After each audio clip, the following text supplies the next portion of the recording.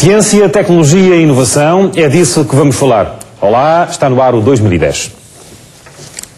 As consequências de fazer um aborto foram recentemente discutidas em Lisboa. No primeiro encontro de estudos médicos sobre a vida humana, profissionais de saúde e associações de apoio à mulher falaram do impacto do aborto na saúde da mulher. O aborto é habitualmente encarado como uma solução para resolver o problema de uma gravidez indesejada. Mas em Portugal, pouco ou nada se sabe sobre as consequências da prática do aborto induzido. É que, ao contrário do que se pensa, os problemas não acabam quando se interrompe voluntariamente uma gravidez. Este pode ser, aliás, o princípio de outros e graves problemas de saúde na vida de uma mulher.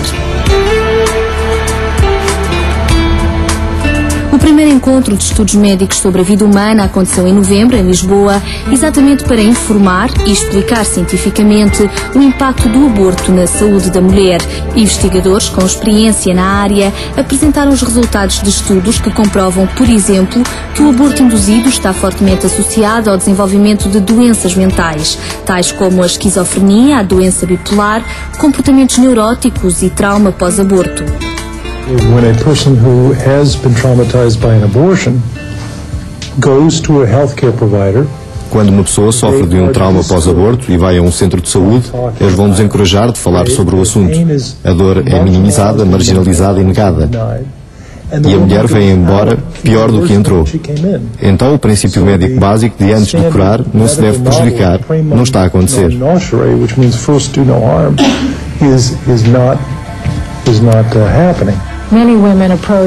Muitas mulheres abordam a gravidez indesejada num estado de crise, não estão esclarecidas, são muito vulneráveis a pressões de outras pessoas e precisam decidir consoante as suas crenças. De acordo com o estudo de Priscilla Coleman, nos Estados Unidos da América, cerca de 1,3 milhões de mulheres fazem um aborto por ano e dessas, 260 mil revelam problemas de saúde mental.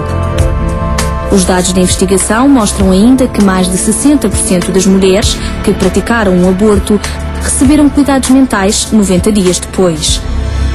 Apesar de em Portugal ainda não existir conhecimento científico a este nível, há a experiência profissional de quem lida diariamente com mulheres que viveram a prática de um aborto. Os sintomas não variam muito. Sintomas de ansiedade, de sintomas de depressão, de alteração de comportamento, de irritabilidade, de explosões de agressividade, de incapacidade de manterem relações conjugais, de dificuldade de relacionamento com outros filhos que têm a seguir.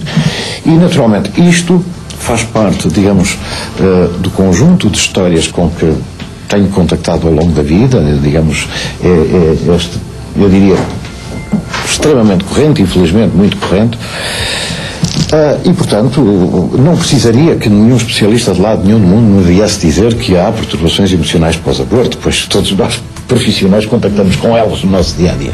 Mas as consequências do aborto não se refletem apenas na saúde mental da mulher.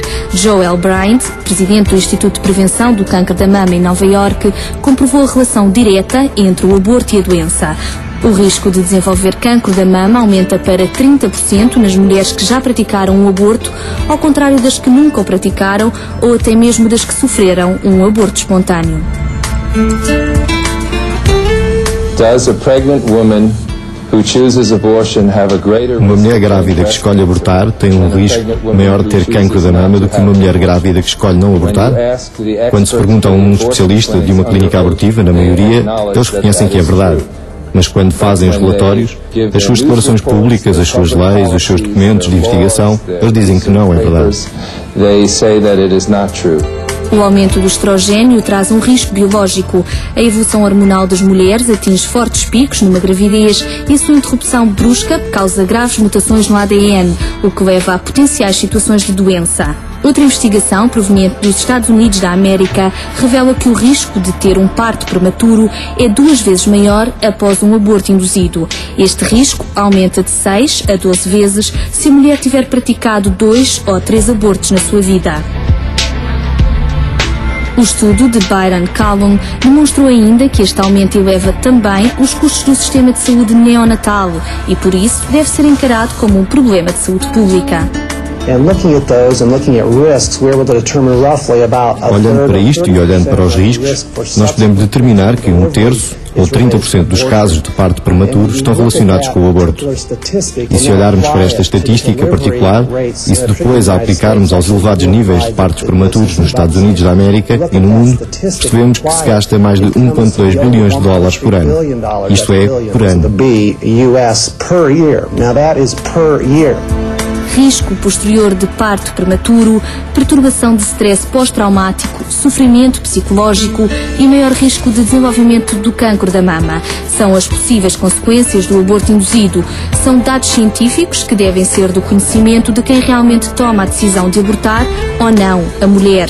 O objetivo não passa pela questão ética ou religiosa, mas antes pela importância de informar para evitar maiores problemas no futuro. É hoje a minha convidada a